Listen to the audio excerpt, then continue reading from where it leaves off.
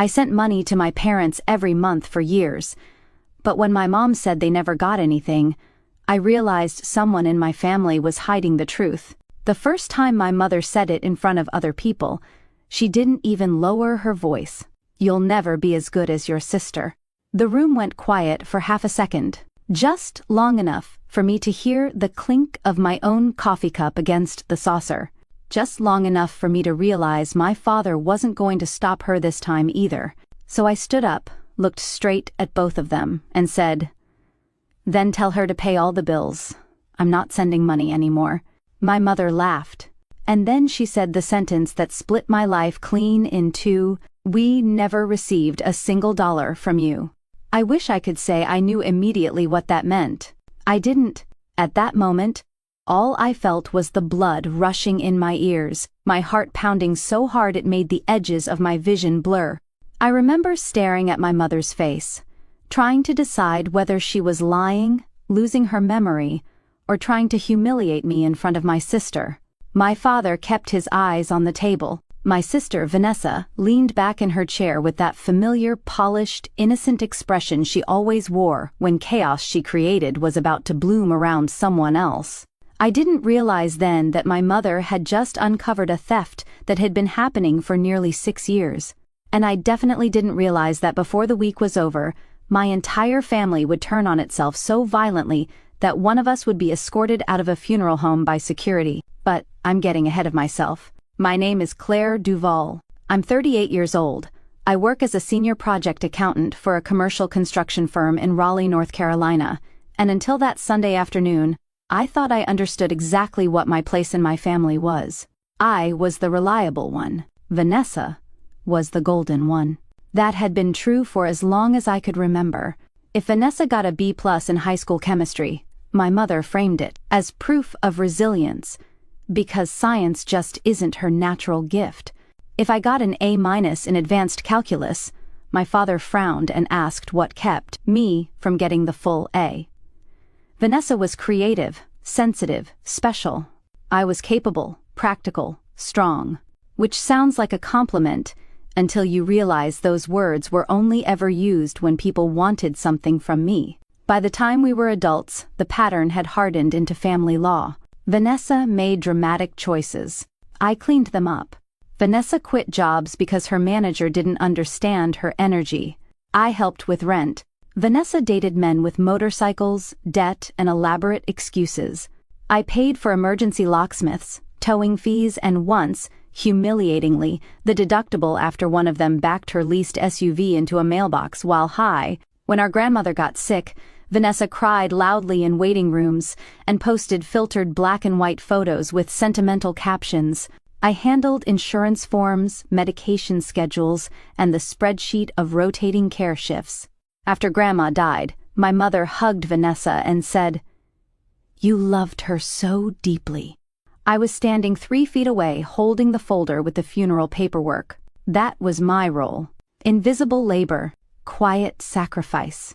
No applause. And for a long time, I accepted it because I told myself it was temporary. That families go through seasons. That parents mellow with age. That if I just kept showing up, kept helping, kept being the adult in the room, one day they'd see me clearly. People who grow up hungry for love become experts at surviving on crumbs. When I was 27, I moved 2 hours away for work. Not across the country. Not even far enough for the distance to be a real excuse, but it was enough to give me my own rent, my own grocery bills, my own life. Enough to understand, for the first time, how quiet peace could be. That same year, Dad had his first minor stroke. It scared all of us, especially because he'd always been the stable center of the family, even if he was a silent one. He recovered well physically, but afterward he became anxious about money in a way I'd never seen before. My mother called me crying one night, saying the mortgage was tight, prescriptions were expensive, the house needed repairs, and Vanessa was trying her best, but had 2 small children and so much on her plate. I was making decent money by then, not rich, just stable. I had no kids, no spouse, and the kind of practical habits people mistake for wealth. I asked how much they needed. My mother hesitated, sighed, then said, "Honestly? Even $500 a month would help us breathe." $500 a month. I remember standing in my kitchen in socks, looking at a bag of spinach in my sink, thinking about my own student loans, my car payment, and the emergency fund I'd just started. 500 wasn't impossible. But it wasn't nothing either. Still, I said yes. She cried. She told me she didn't know what they'd do without me. She called me her rock. That's the thing about people who are starving for tenderness. The moment you're praised for carrying the load that's crushing you, you confuse it for love. I set up an automatic transfer the next morning. Over time, 500 became 800. Then 1,000. During the year, Dad needed a second procedure, and Mom claimed insurance was dragging its feet. I adjusted other parts of my life around it.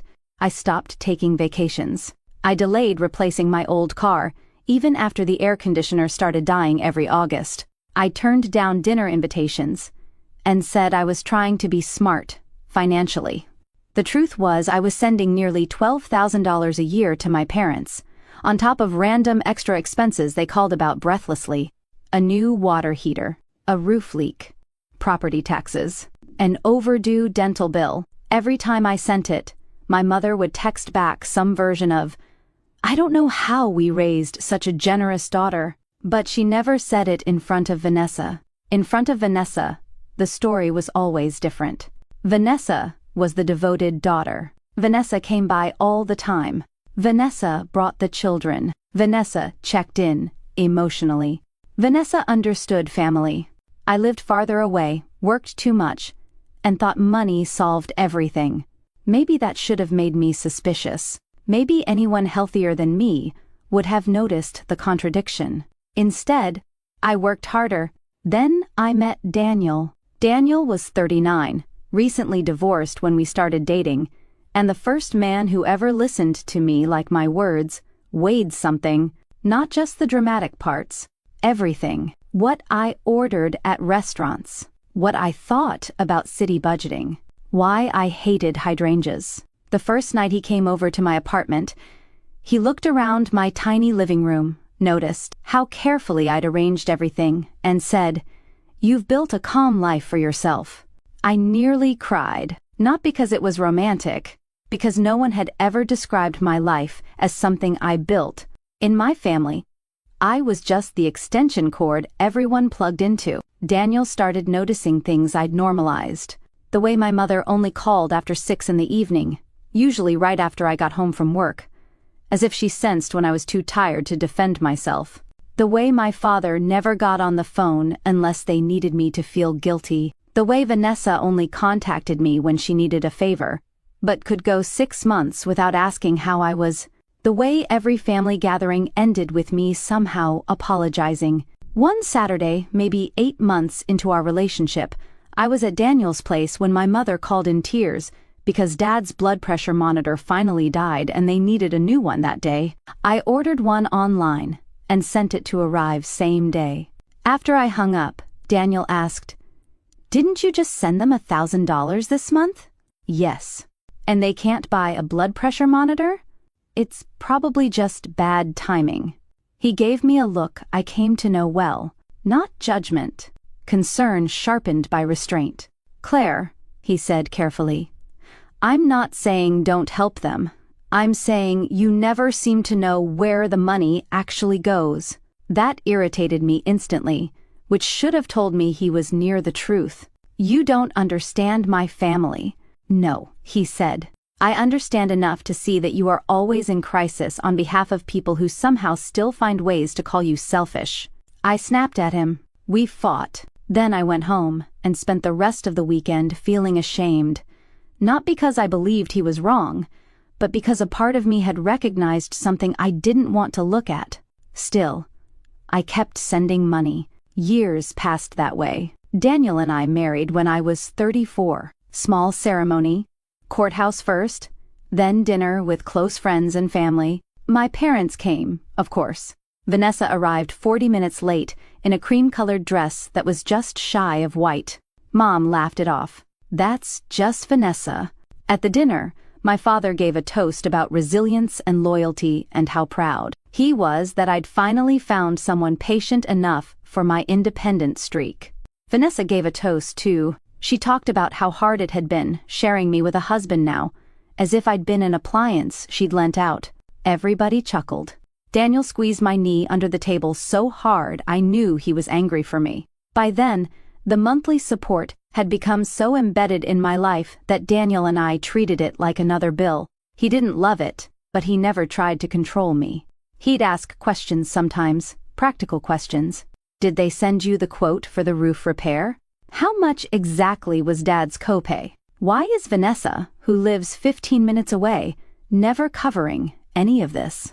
And every time, I'd have answers that sounded reasonable enough to keep the peace and flimsy enough that I could feel them bending in my own mouth. Mom would say Vanessa helped in other ways. Mom would say Vanessa had the kids. Mom would say Vanessa's husband, Brent, was between opportunities again. Mom would say, "Not everything is about numbers, Claire." It became such a familiar line that I started hearing it before she said it. Not everything is about numbers. Easy for people to say when someone else is paying. Then came the dinner. It was my parents' 45th anniversary, a big family lunch at an Italian restaurant they liked because the owner knew my mother's name and always gave her free tiramisu. Daniel couldn't come because he was out of town for a supplier conference, so I drove down alone with a wrapped gift and a quiet headache already forming behind my left eye. The gathering was exactly what these events always were. Cousins I barely saw. Aunts who specialized in whispering while pretending not to. Grandchildren running underfoot. And my mother in the center of it all wearing approval like a crown. Vanessa arrived 20 minutes late, in a fitted emerald dress and large sunglasses despite being indoors, kissed the air near everyone's face, and handed my mother a framed photo collage of the kids. My gift was an envelope with a weekend inn reservation for my parents in Asheville. Paid in full. Guess which one got tears? We hadn't even ordered appetizers before the comparisons started. Vanessa had recently launched some kind of online boutique selling elevated seasonal home pieces, which turned out to be heavily marked up candles, ceramic pumpkins, and throw blankets she sourced from wholesalers. My mother talked about it like Vanessa had founded a tech company. "She's just fearless," Mom said, smiling around the table. "She takes risks. She goes after what she wants." I sipped water. Then my Aunt Lorraine asked me how work was, and before I could answer, Mom said, "Oh, Claire's the same as always. Busy, busy, busy. She thinks if she works hard enough, the world will clap." A few people laughed. I felt my neck go hot. "My job's going well, actually.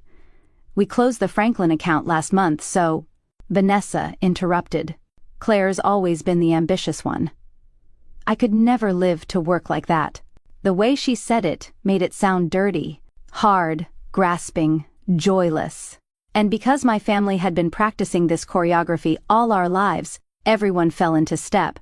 Mom sighed. "Some people are just built for warmth. Some are built for productivity." I set my glass down. I should tell you this. By that point, I had paid for Dad's medication for almost 6 years. I had covered emergency house repairs. I had sent birthday money for both Vanessa's children more than once because Vanessa forgot.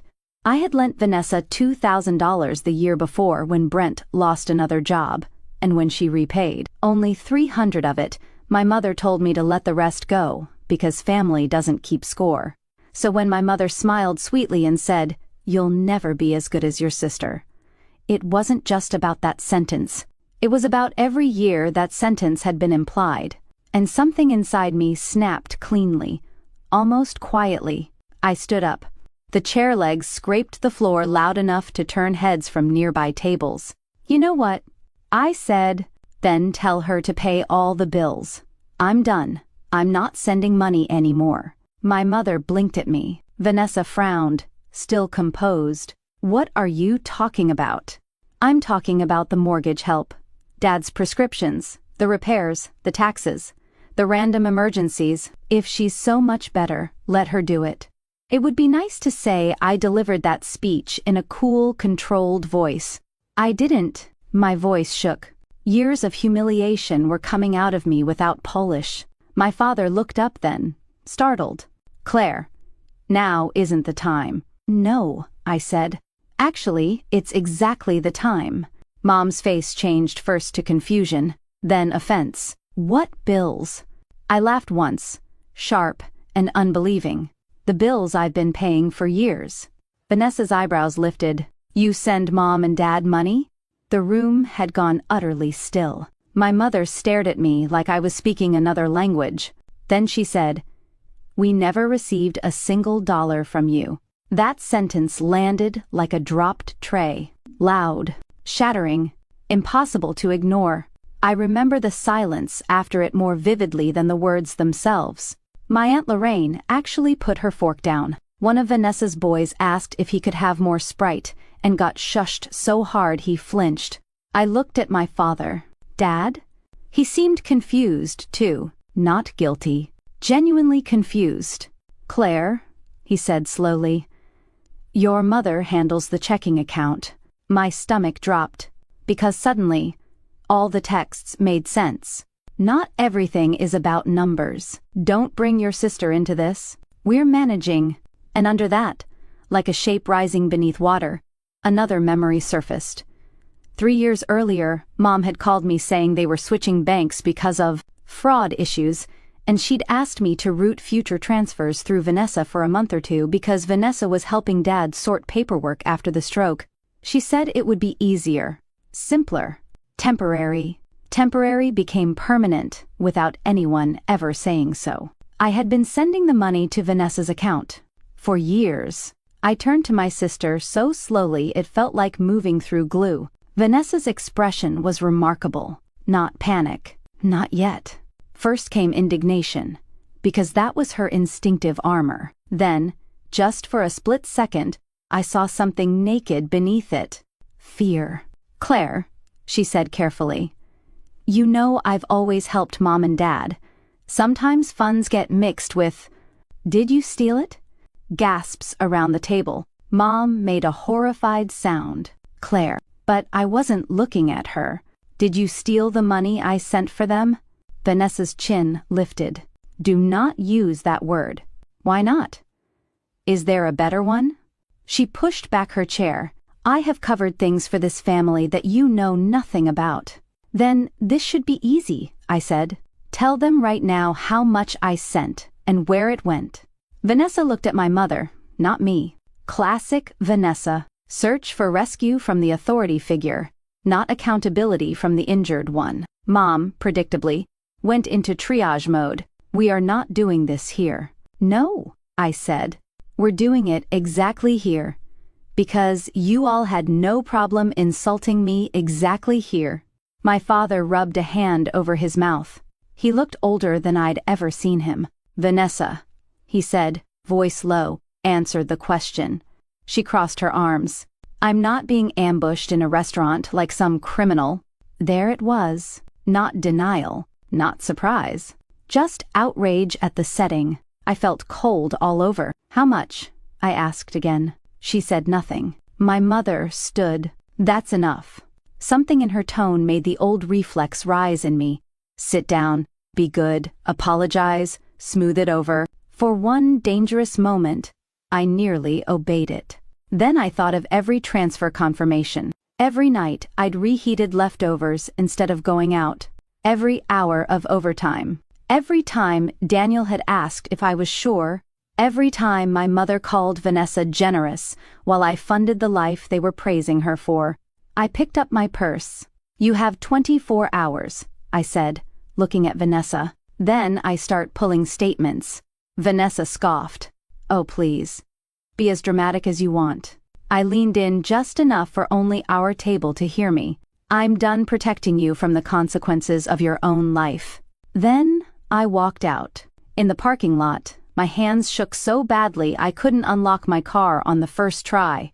I sat behind the wheel for 10 minutes without starting the engine. My phone buzzed 3 times in a row. First from Mom, then Vanessa, then Mom again. I ignored all of them and called Daniel. He picked up on the second ring. "Hey, you okay?" "No," I said, and my voice cracked on the single syllable. He went quiet in that alert way he had when something serious happened. "Talk to me." So I did. I told him everything in one breathless, disbelieving rush. The comparison, my outburst, my mother's sentence, the transfers to Vanessa's account, the look on her face. Daniel didn't speak for several seconds. Then he said, very evenly, "Come home. Do not answer any of them yet. We're pulling every record tonight." It sounds like a small word. It isn't. Sometimes it's the difference between drowning and being dragged back to shore. By the time I got home, Daniel had already opened his laptop at the dining table. He had legal pads out, pens lined up, and that calm, concentrated expression that always made me feel like chaos could still be organized. "Sit," he said gently. For the next 4 hours, we went through 6 years of statements. At first, it was mechanical. Search email confirmations, cross-reference bank transfers, copy dates and amounts, build a spreadsheet. But as the numbers grew, so did the horror. 500, 500, 800, 1,000, 1,200 for roof repair, 900 for medication shortfall, 1,500 for property tax emergency, 300 here, 600 there, holiday extras, birthday extras, a temporary transfer during Brent's unemployment, a small bridge, while Dad's cardiology bill processed. By midnight, the total was $68,430.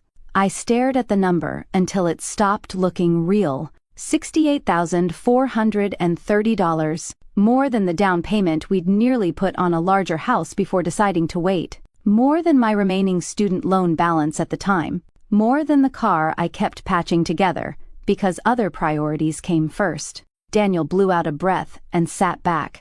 "Claire," I looked at him, "this is theft." I wanted him to be wrong.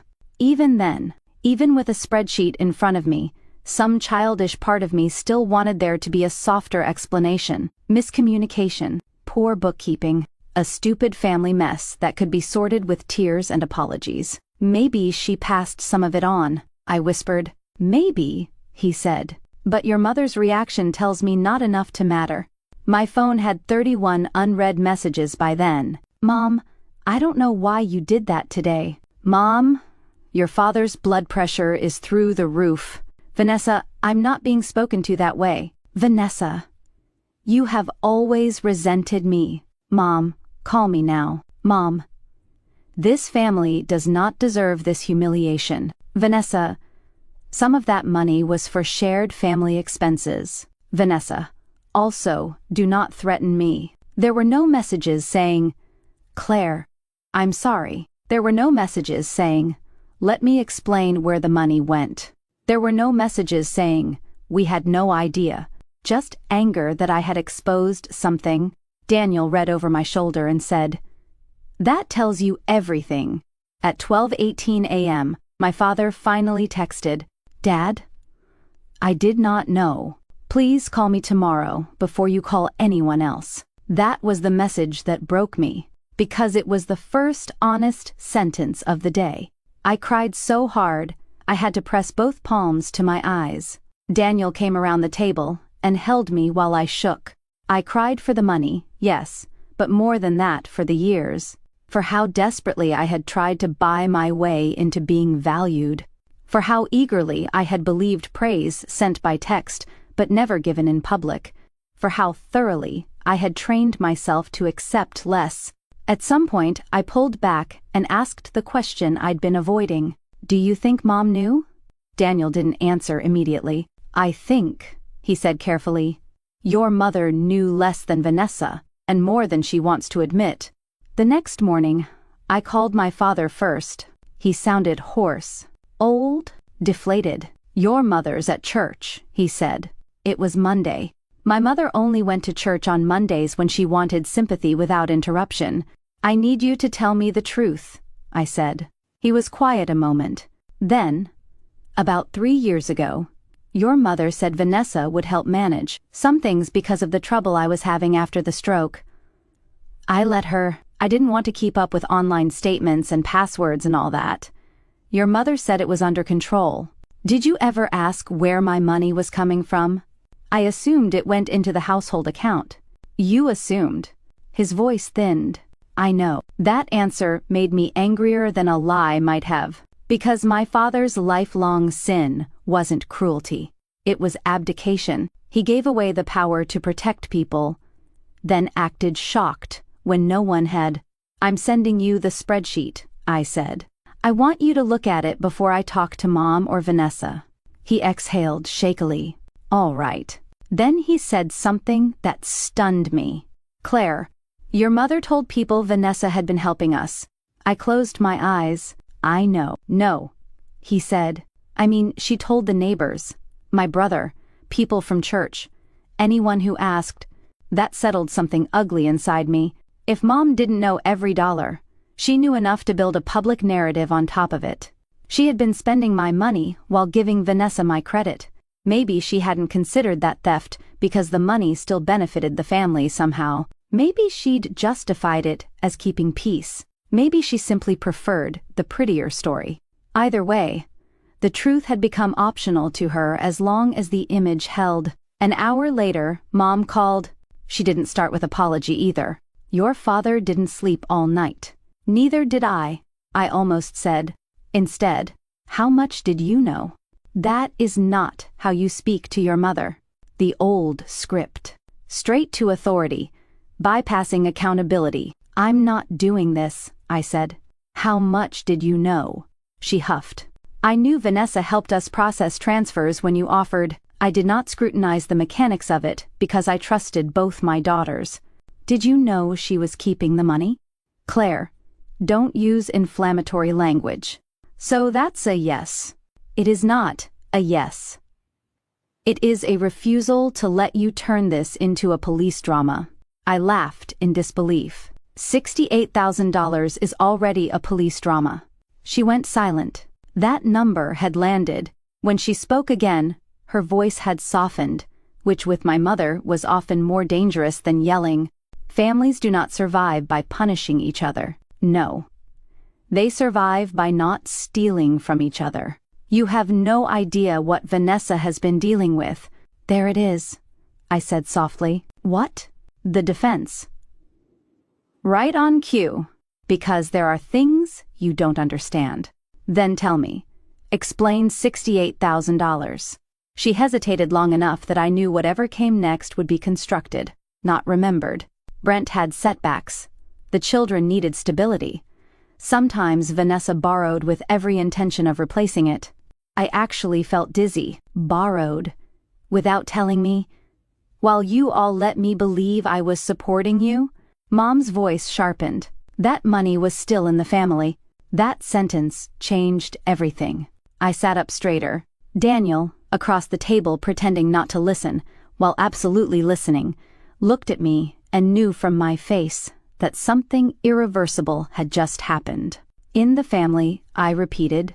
Yes, Mom said, as if she'd found the sensible point. You act as though she bought yachts. She was trying to keep her household afloat. With money I sent for you. We all make sacrifices. No, I said quietly. I made sacrifices. You made excuses. She gasped, like I'd slapped her. Then she cried. My mother's tears once controlled every room she entered. Growing up, they were weather. When she cried, everything stopped and reorganized around her hurt. For years that worked on me too. Not that day. I want the full account history, I said. And I want it today. She sniffed. I can't just demand that from Vanessa. Then I will. Before she could answer, I hung up. That afternoon, Vanessa called 6 times. I didn't pick up. Then she sent a long text.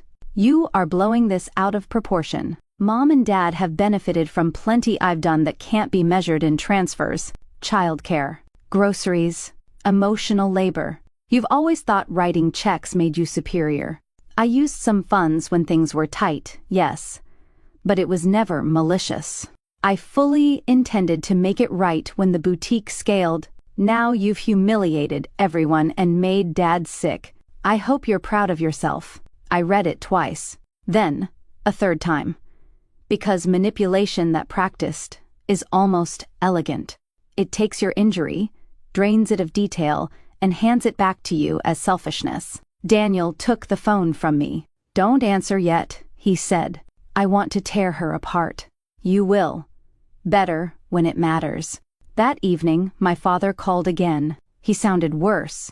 "Your mother wants to handle this privately." "Of course she did. And you?" A long pause. "I want the truth."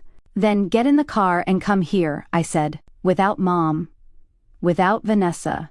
He did that more than anything. Told me how serious this had become. My father never defied my mother in ordinary circumstances. But at 7:30 that night, he pulled into our driveway alone, shoulders caved in, carrying a manila folder and looking like he'd aged 10 years in a day. I made coffee. Daniel sat with us for the first 20 minutes, just enough to anchor the conversation, then excused himself to the den to give us privacy while staying close. Dad opened the folder. Inside were old paper statements, property tax notices, medical bills, and a few handwritten notes in Mom's looping script. He placed them on the table carefully, like evidence in a case neither of us wanted. "I found these in the desk," he said. "Your mother keeps saying Vanessa always planned to settle things. Settle them with what?" He didn't answer. I took a breath. "Dad, I need you to be honest with me, even if it makes you look bad." He nodded once. "Did you know Vanessa and Brent were in financial trouble?" His mouth tightened. I knew Brent had credit card issues. I didn't know how bad. How bad was it? He rubbed his forehead. 2 years ago, there was talk of bankruptcy. I stared at him.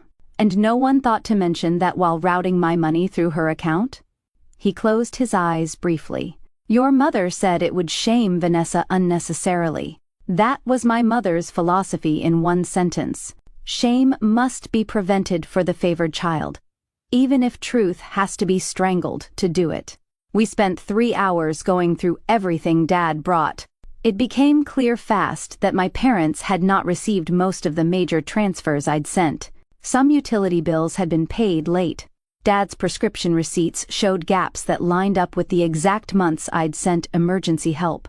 The roof estimate Mom had quoted me was real, but the contractor invoice was never fully paid until much later, using money from Dad's small retirement distribution, which meant my mother had asked me for funds in my father's name, accepted them through Vanessa, then let the household struggle anyway while the money disappeared into my sister's life.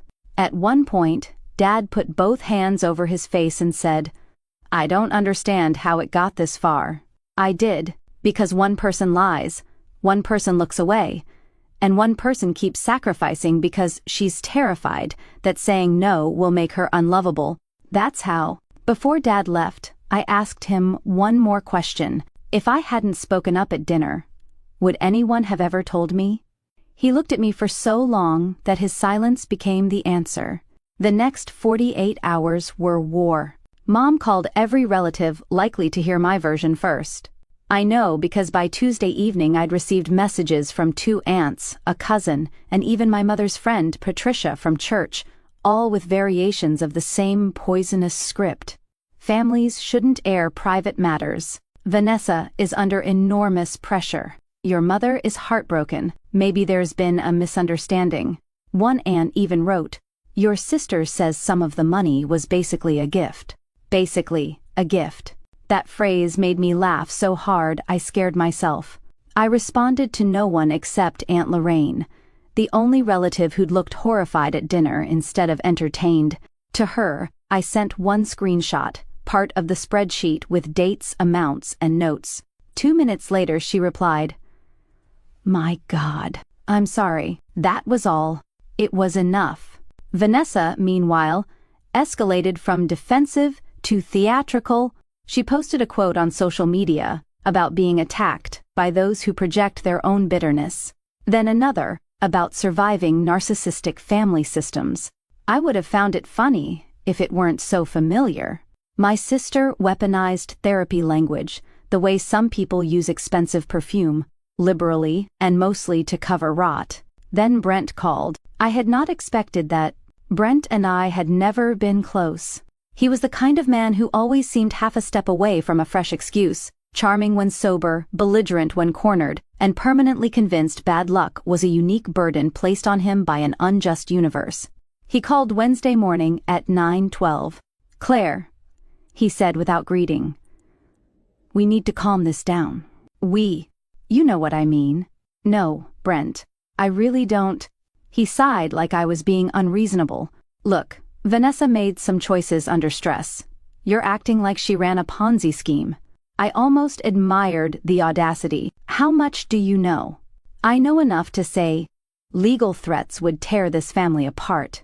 I leaned back in my chair. "So there is something to be threatened over. Don't do that lawyer crap with me. I'm an accountant, Brent, not a lawyer. But I can still add." He lowered his voice. "Listen. We can work out a repayment plan." There it was. Not innocence. A plan. My pulse quickened. "How much?" "What? How much did you take?" He went quiet a beat too long. "Brent," he snapped, "you are sending money into a family support stream. Sometimes needs shifted. That's life."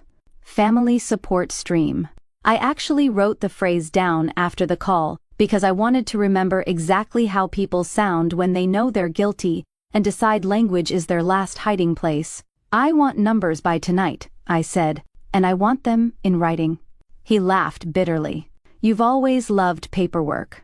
"Yes," I said. "It makes lying harder." Then I hung up. That night, Daniel and I met with a lawyer friend of his named Melissa. Not to file anything yet, just to understand options. She listened quietly while I walked her through the timeline, asked for documentation, and flipped through the printed spreadsheet with the stillness of someone reading bad but unsurprising news. Finally, she said, "You need to stop framing this as a family misunderstanding. It may be emotionally complicated, but financially it's straightforward." Meaning you sent money under false pretenses to support specific people and specific expenses. Those funds were diverted. Intent matters, but so does pattern. And this pattern is ugly. I swallowed. Should I file a report? Melissa's answer was precise. That depends on what outcome you want. Criminal complaints create leverage but also fallout. Civil recovery is another path. But before either, I'd send a formal demand and preserve every record. I nodded, though my stomach nodded. Also, she added, "Be prepared for your family to act like accountability is the true betrayal." She was right. The formal demand went out Friday morning by email and certified mail, polite, factual, devastating. It listed the transfers, asked for a complete accounting within 10 business days, and notified Vanessa and Brent that absent satisfactory explanation and repayment proposal, I would consider legal remedies. I copied my parents. My mother called within 12 minutes, shrieking so loudly I had to hold the phone away from my ear. "You sent a legal letter to your sister?" "Yes. You are trying to destroy her." "No," I said. "I'm asking her to explain why she stole from me. She is your blood. And I was apparently her funding source." My mother made a choked sound. "You are cruel, cold, calculating. I always worried marriage would make you harder." There was a time those words would have punctured me. That day they just sounded tired. "I'm the same person I've always been," I said.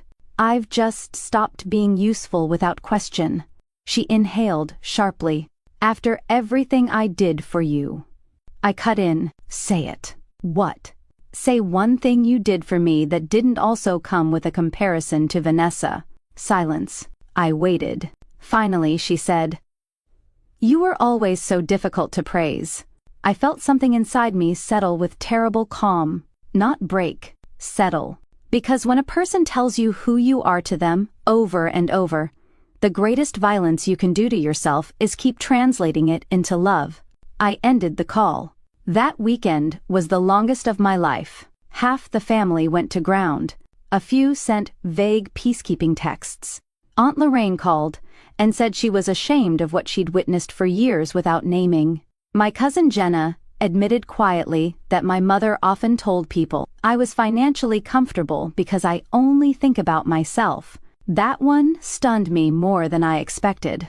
All those years I'd been stripping parts off my own life to support them, and my mother had apparently used my self-denial as evidence of selfishness. Vanessa eventually responded through a lawyer. That shocked everyone except Melissa. The letter was short and slippery. It denied intentional wrongdoing, claimed many funds were intermingled with generalized family support, asserted that my parents materially benefited from Vanessa's caregiving, and suggested my demands were emotionally retaliatory. No numbers, no accounting, just posture. Melissa smiled without humor when she read it. This is what people send when the facts are bad. Then came the second twist. On Monday afternoon, my father called and asked if he could come over again. His voice was strange, hushed, and urgent. When he arrived, he looked furious in a way I'd never seen before. He had found something. A credit card statement. Not his, Vanessa's. He'd discovered it accidentally because it was mailed to my parents' house. One of several cards Vanessa apparently had routed there over the years. My mother had always called the occasional letters old address clutter. On the statement were charges that lined up, almost mockingly, with months I remembered sending emergency help. A resort spa in Florida, designer children's clothes, a furniture boutique, a luxury beauty clinic, weekend dining tabs that made me blink. Not one yacht, as my mother had said, just 1,000 tiny luxuries purchased by a woman who claimed my money was helping the family survive. There was also a down payment to something labeled 5 Rain Studio LLC, or boutique. My emergency transfers had helped launch Vanessa's business. I looked at the statement, then at my father. Mom knew? He stared at the floor. She knew Vanessa was trying to build something. With my money. His jaw tightened. Your mother said it was all temporary, until the business succeeded. I laughed once, without joy. So she did know. He said nothing. Then, very quietly, I should have stopped this years ago. It was the first truly responsible thing I'd ever heard my father say. I expected that revelation to make me explode. Instead, I became colder, clearer. The next step was no longer about confusion. It was about evidence. Melissa sent a second letter requesting preservation of financial records and specifically referencing potential misuse of funds for personal and business expenses. That got a reaction. 2 hours later, Brent appeared at our house, unannounced. He banged on the front door hard enough to make me jump. Daniel got there before I did, and opened it only part way. Brent was flushed, sweating, furious. We need to talk. Daniel didn't move. You can email. This is family. Daniel's voice stayed flat. Then maybe family shouldn't show up pounding on doors. I stepped into view behind him. What do you want? Brent looked from Daniel to me and chose me. Probably because he assumed I was still the softer target. You're ruining my wife over accounting technicalities. Accounting technicalities. You sent support money. Support got used. For spa weekends? His face flickered. He hadn't known about that statement. Good. You don't know what you're talking about, he said. I know enough. He pointed at me. You always hated seeing Vanessa have anything. That was so absurd I almost smiled. I practically paid for what she had. His eyes darted, recalculating.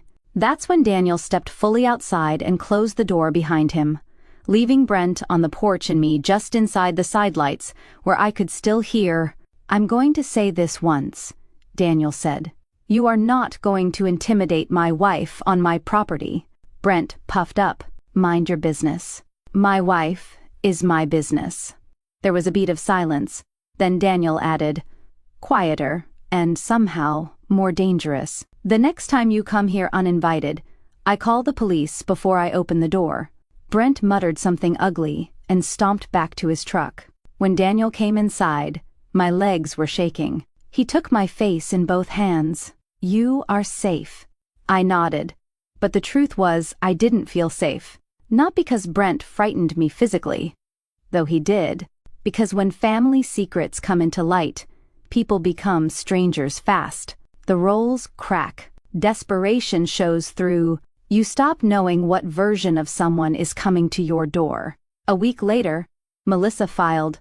I won't pretend I felt triumphant signing the papers. I felt nauseated, sad, angry, embarrassed, childish even. Some old, humiliated version of me kept whispering, "See? This is why they called you cold. You'll always be the hard one." But another voice, newer and steadier, answered, "Hard is not the same as wrong." Once the filing became real, the family split openly. Aunt Lorraine and Cousin Jenna supported me quietly. Dad, to my astonishment, gave a statement to Melissa confirming that he believed funds intended for household support had been redirected without his knowledge. My mother called that betrayal. My father called it the truth. It was the worst fight of their marriage, and I know because one night he slept in his car at a rest area before driving to a motel, rather than go back into the house. Vanessa posted less after that. Interesting, isn't it? Public confidence shrinks when private discovery gains paper. There were depositions, bank subpoenas, more records than I knew what to do with. And with every new document, the picture sharpened. Vanessa had used my transfers as padding for a chronically unstable life. Some money went to groceries, yes. Some to childcare. Some probably even to things my parents indirectly benefited from. But enormous portions went to covering Brent's gambling losses, late car payments, boutique inventory, salon appointments, vacations spun as mental health breaks, and card minimums that kept the whole glittering disaster from collapsing too early. Worst of all, there were text exchanges between Vanessa and my mother that surfaced during discovery. I'll never forget reading them. Vanessa, she sent 1,200. Can I keep 700 and move 500 to you? Mom, we need more for the water heater. Vanessa, I can't. Brent bounced something again. I'll make it up next month. Mom, fine. But don't mention amounts to your father. Another one. Months later. Mom, Claire, asking if taxes got paid. Vanessa, tell her yes. I'm handling it. Mom, she's getting suspicious. Vanessa, then stop making her feel noble every time she sends money. Mom, easy for you to say. I sat in Melissa's office, holding those printouts so tightly they crumpled. There it was, not just theft, not just favoritism, coordination. My mother had known, maybe not every dollar, every month, but enough, more than enough. Enough to lie repeatedly, enough to shape the narrative, enough to use me. I don't remember much of the drive home that day. Daniel says I came in, set my bag down, and stood in the kitchen without moving for almost 5 full minutes. Then I said, she knew. He didn't ask how much. He didn't soften it. He just came to me and said, I know. That night, I did something I should have done years earlier. I blocked my mother. Not forever, I told myself then, just until the case moved forward. But even as I did it, I knew something much bigger had ended. The mediation was scheduled for early September. By then, nearly 4 months had passed since the anniversary dinner. The story had traveled through the family like smoke, distorted, dramatized, denied, revived. In some versions, I was suing my sister over gift money. In others, Vanessa had had a temporary accounting error. In one especially creative rumor, Daniel had manipulated me into turning against my family because he wanted my inheritance, which would have been funny if my parents had possessed anything substantial to inherit. The truth was simpler and uglier. A family had built itself around one daughter's usefulness and the other daughter's fragility, until the fragile one learned she could devour without consequence, and the useful one forgot she was allowed to bleed. Mediation took place in a beige office building with stale coffee and two bright lights. Vanessa arrived in a cream pantsuit and pearls, looking like wealth itself had put on lipstick.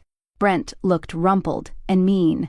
My mother came with them, though technically she was only a witness. My father came separately and sat near me. Seeing us all in one place again made me feel 11 years old and 40 all at once. Vanessa didn't look at me. That hurt more than open hostility would have. When the sessions began, the numbers did what numbers do. They stripped emotion of camouflage. The records were worse than Vanessa's lawyer had hoped, and better than mine had feared. There was no clean way to explain years of diversion, false pretenses, and personal spending patterns that overlapped suspiciously with my transfers. After 6 exhausting hours, Vanessa agreed to a structured repayment, partial liquidation of boutique inventory, and transfer of ownership of certain business assets into a recovery arrangement. It didn't cover everything. It never could. Money has edges. Betrayal seeps. But that wasn't the real payoff. The real payoff came during a break, in the hallway outside the conference rooms. My mother cornered me by the vending machines. Even then, even after documents, statements, and legal reality had shredded her favorite story, she opened with outrage. "You have humiliated this family beyond repair." I turned slowly to face her. For once, no restaurant, no relatives, no audience to manage, just fluorescent lights and the stink of stale chips. "You did that," I said. Her face hardened. "I was protecting all of you." "No. You were protecting the version of reality that let you keep loving Vanessa the way you wanted to." She recoiled. "How dare you? How dare I?" "Mom, I sent you money for years. I believed you. I believed you needed help. And while I worked overtime and postponed my own life, you let her use me."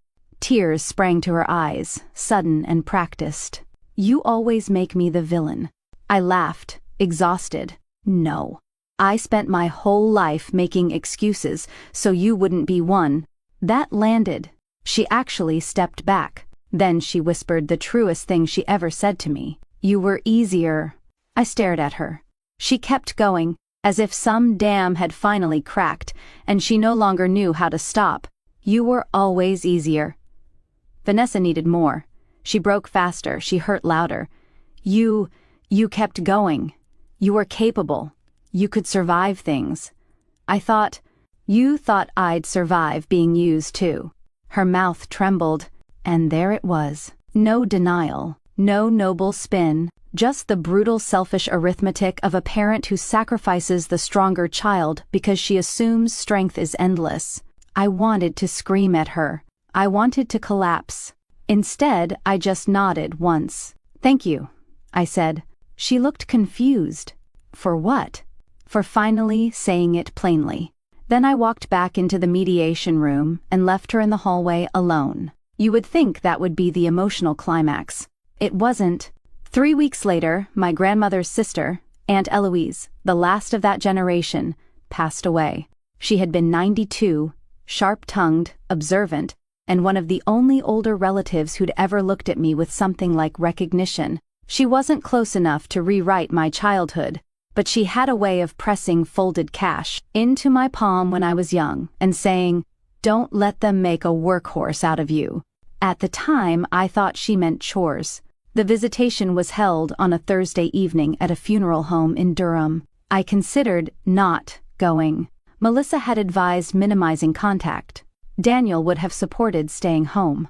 But Aunt Eloise mattered to me, and I refused to let family dysfunction exile me from one more room, so I went. Daniel came too. The air inside the funeral home smelled like lilies and carpet cleaner. Soft organ music played from hidden speakers. Relatives clustered in dark clothes and hushed voices. I saw my mother across the room immediately. She saw me too, then looked away. Vanessa arrived 20 minutes later. She wasn't supposed to. At least, not according to her own previous dramatic declarations about how I had weaponized grief and family. But narcissists hate ceding a stage, and funerals are stages soaked in moral theater. She came in black, elegant, pale, a picture of wounded dignity, and within minutes, she started whispering. I could see it happening, little huddles, tilts of the head, sympathy faces. Two people glanced at me with the tense curiosity of those already fed a story. Daniel noticed too. Stay with me, he murmured. I intended to. Then Cousin Jenna slipped over and said quietly, She's telling people you forged some of the records. I turned so fast my heel skidded slightly on the polished floor. What? Jenna looked furious. She said the lawsuit forced her into settlement because you and your husband manipulated Dad. For a second, the room seemed to narrow. The flowers, the music, the murmuring, all of it receded behind a single clean fact. Even now, even here, she needed to preserve herself by erasing reality. I should have ignored it. I didn't. I walked straight across the room. Vanessa saw me coming and lifted her chin, already assuming whatever happened next could be styled into another performance where she was the graceful victim and I the savage aggressor. What exactly did you tell them? I asked. A hush spread in ripples around us. Funerals make gossip travel faster because everyone is already pretending not to watch. Vanessa gave me a sad little smile. This is not the place. It wasn't the place when you were lying 2 minutes ago either. My mother appeared at Vanessa's side as if summoned by instinct. Claire, that single word held decades of warning. It no longer worked. No, I said, still looking at Vanessa. Say it here. Say that I forged records. Say Dad lied. Say the bank statements were fake. Vanessa's eyes glittered. I said, You've turned a private misunderstanding into public punishment. You stole from me. Enough. My mother snapped. Several heads turned fully now. I heard Daniel behind me, close enough to intervene if needed. Then Vanessa did something extraordinary. She smiled, not sadly, not nervously, triumphantly, and she said, in a voice low but audible enough, You always needed an audience before you felt important. I looked at her for one long second. Then I reached into my bag, pulled out a copy of the mediation summary I had brought because Melissa told me to keep documents on hand, and held it up. You signed this, I said. 3 weeks ago. Her face drained. My mother hissed, Put that away. No. A couple of relatives stepped closer, not dramatically, just enough to listen better. You told people I forged records, I continued, still calm. This document states you agreed to repayment terms based on documented diversion of funds. Vanessa whispered, You psycho. I almost smiled. And there's the accountability language again. What happened next changed everything. My mother grabbed for the paper, not at me, at the paper. Pure instinct. Destroy the evidence, preserve the illusion. Daniel moved between us fast, but not fast enough to stop the scene from becoming exactly what my mother had always feared. Visible, her hand caught the page, tore the corner, and someone gasped.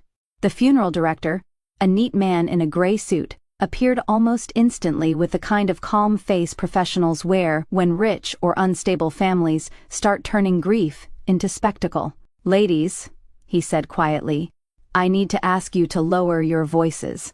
Vanessa, unbelievably, pointed at me. She's harassing us. I held up the torn document. She tried to snatch evidence out of my hand.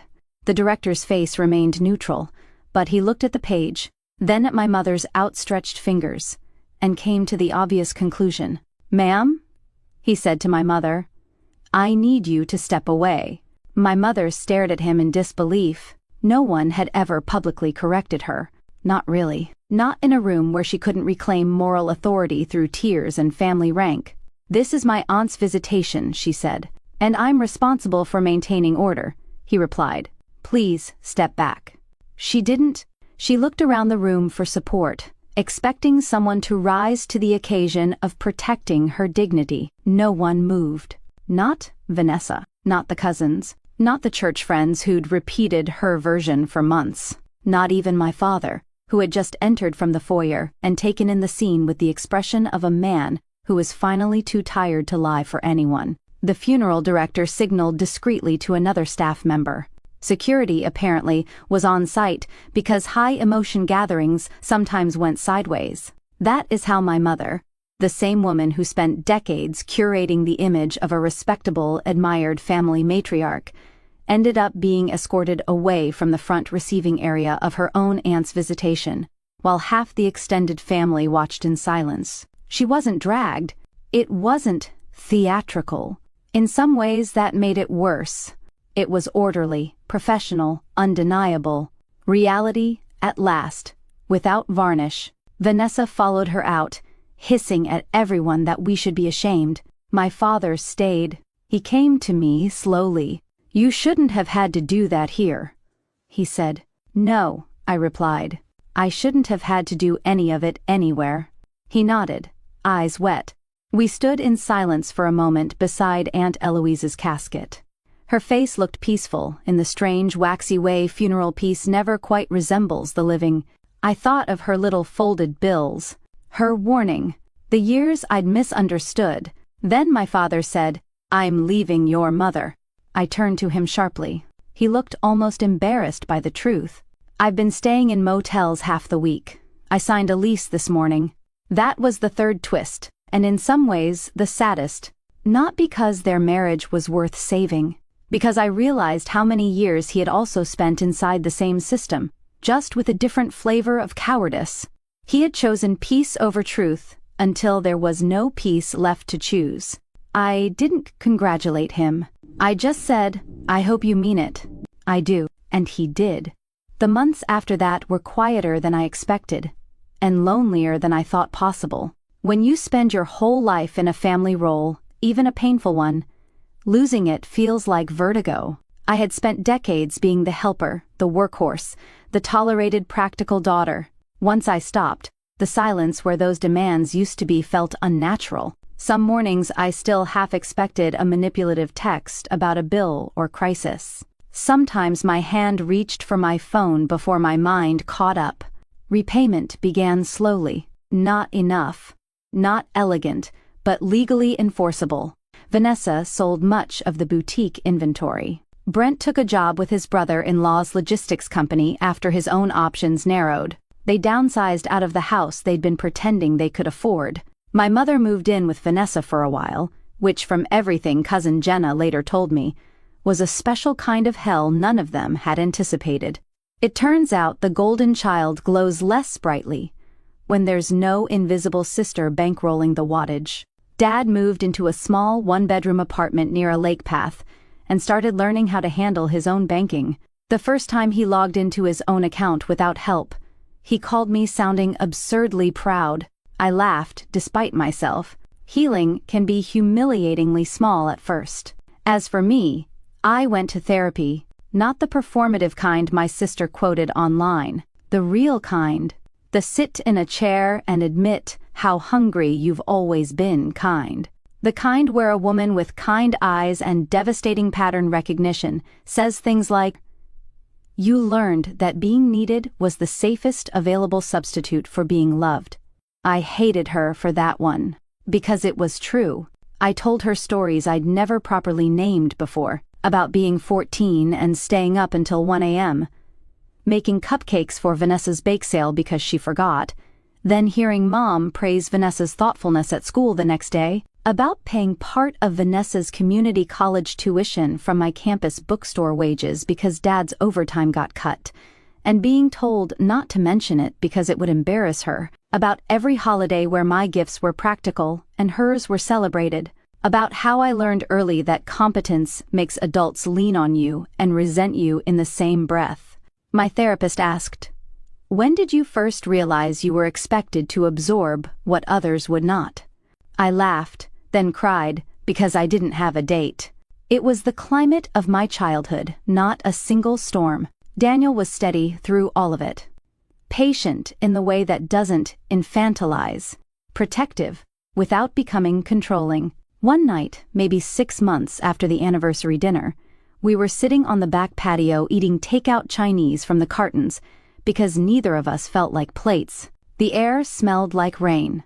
I had just told him I felt guilty for how much calmer my life had become. He looked at me and said, "Peace will feel wrong for a while, because you were trained to confuse calm with abandonment."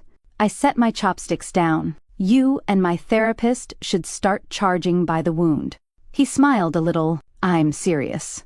"I know." Then I asked the question that still haunted me sometimes. "Do you think I was stupid?" He frowned. "For what?" "For not seeing it sooner." His answer came instantly. "No. You were loyal in an environment that punished clear sight."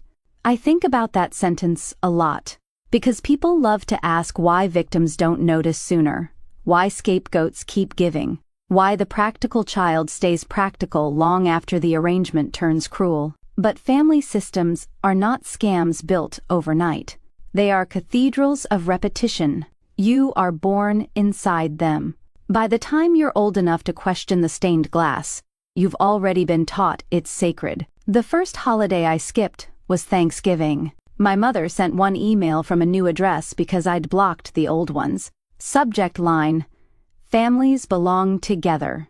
The body was 3 paragraphs of martyrdom, selective memory, and one line that nearly made me choke on my coffee. "No mother is perfect, but I hope one day you remember all the love behind my mistakes." I didn't reply. Instead, Daniel and I rented a cabin 2 hours west with a fireplace, bad cell service, and a deck overlooking a river that made everything in my body unclench. We bought too much food, forgot cranberry sauce, and spent half of Thanksgiving afternoon hiking in old boots through cold air so clean it felt medicinal. That evening, as the light turned blue over the trees, Daniel handed me a mug of tea and asked, "What does freedom feel like today?" I thought about it. "Quiet," I said, a little sad. "Very expensive. Completely worth it." He raised his mug. "Too expensive freedom." I clinked mine against it. Too expensive freedom. Christmas was harder. Grief likes holidays because it can dress as nostalgia. I missed my father in the old family house way, though we saw each other separately now. I even missed the smell of my mother's cinnamon bread before I remembered that most Christmas mornings ended with someone crying, someone comparing, someone apologizing for the wrong thing. Dad came to our house for Christmas Eve instead. He brought a pie from a bakery and a potted rosemary plant, because he said he was trying to become the kind of man who doesn't show up empty-handed and confused. It was awkward, sweet in places, painfully sincere. He asked before setting anything down. He offered to help with dishes. He kept saying you're home with an odd mix of admiration and regret. At one point, he stood in our kitchen, watching Daniel baste a roast chicken, and said quietly to me, "I didn't know normal could sound this peaceful." I almost said, "It always could have." But sometimes mercy is telling the truth by not sharpening it further. So I just answered, "Me neither." The next spring, a full year after the anniversary dinner, the final repayment order was formalized. With interest and asset recovery, I would eventually recover a significant portion of what was taken. Not all, enough to matter. Melissa called with the finalized terms while I was at work. When I hung up, I expected some cinematic rush of victory. Instead, I sat at my desk and stared at the blue glow of my monitor while the office hummed around me. Printers, phones, distant laughter from the break room. Regular life, continuing. Justice, when it finally arrives, is often quieter than revenge fantasies promise, more administrative, more precise. Then, slowly, I smiled. Because it wasn't really about the money anymore. It was about the record. The truth existed somewhere official now. Somewhere outside family myth. It had been named, documented, enforced. You would be amazed how healing it is when gaslighting collides with paperwork. That evening, Daniel took me to dinner at a small restaurant downtown with brick walls and candlelight, and the kind of servers who never hover. Halfway through dessert, he reached across the table and said, "You know what I'm proudest of?" "What?" "You stopped auditioning for love." I laughed softly, then felt tears surprise me. because that was exactly it. For most of my life, I had performed usefulness, in hopes of eventually being chosen. I had thought if I was generous enough, stable enough, forgiving enough, tireless enough, someone would finally look at me without comparison and say, "There you are. We see you. You were enough all along." Instead, I found something better. I learned to say it to myself. That summer, I got a letter, a real letter, handwritten, from my mother. I recognized the envelope immediately and almost threw it away unopened. Then curiosity, or maybe an old reflex, won. Inside was 4 pages of careful script. There was no full apology. There never would be. My mother was constitutionally incapable of entering a room without smuggling in justification. But there were fragments. I did not understand how much resentment had built. I thought helping Vanessa was temporary. I relied on your strength too much. I was wrong to let appearances matter more than clarity. The closest she came to truth was in the final paragraph. I see now that I asked you to carry what I would not ask of her, and then I punished you for carrying it well. I read that sentence 5 times. Then I put the letter back in the envelope and sat very still. My therapist later asked, "Did it give you closure?" "No," I said, "but it gave me accuracy." And sometimes accuracy is the only mercy available. I did not reconcile with my mother that year, or the next. I saw Vanessa once by accident in a pharmacy parking lot. She was loading paper towels into the back of a smaller, cheaper SUV than the one she used to drive. She saw me too. For a second, neither of us moved. She looked older, not aged badly, exactly. Just stripped of the soft focus effect that constant rescuing gives people. Consequences had put angles on her.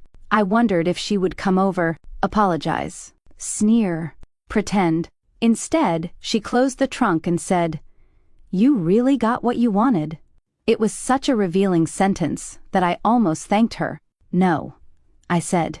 "I got what was true." She rolled her eyes, but not convincingly. "You always think you're righteous." I shook my head. "No. I just finally stopped agreeing to be used."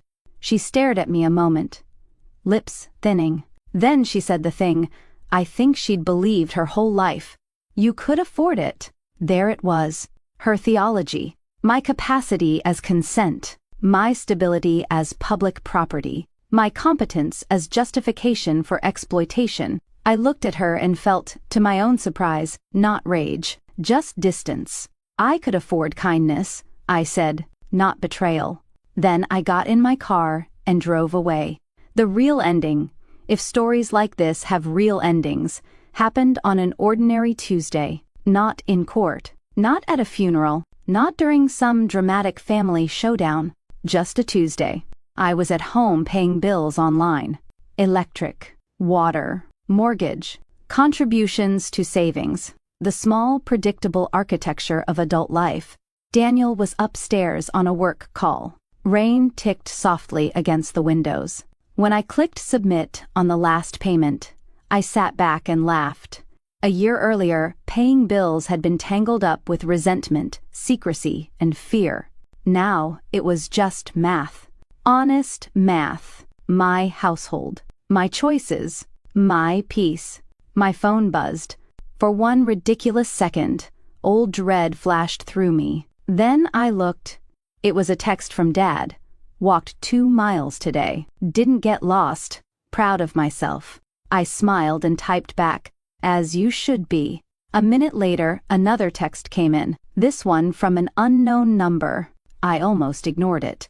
Then I opened it. It was my mother. Just one line. "I hope you are well. No guilt. No demand. No performance." Maybe it was progress. Maybe it was loneliness. Maybe both. I stared at the message for a long time. Then I set the phone down without answering and looked around my kitchen. The bowl of lemons on the counter. The mail stacked neatly. The rain. The quiet. The life I had finally stopped apologizing for. That was the moment I understood something I wish I'd known 20 years earlier. Justice is not always making them suffer the way you suffered. Sometimes justice is this: they no longer get to define you. They no longer get to spend you. They no longer get to call your bleeding love and your boundaries cruelty. They no longer get access to the part of you that kept them comfortable at your expense. My parents sneered, "You'll never be as good as your sister." And for years I believed I had to prove them wrong by giving more. But the truth was simpler, sharper, and far more freeing.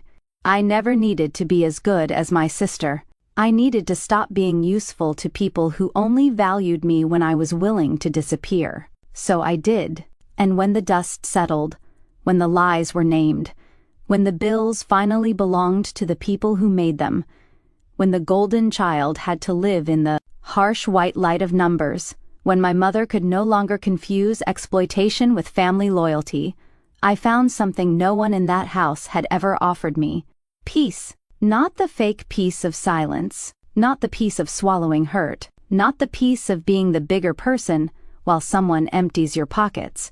Real peace. The kind that comes after truth, the kind that costs something, the kind that stays. And that, more than any courtroom, more than any torn document in a funeral home, more than any stunned look on my mother's face, was the part they never expected.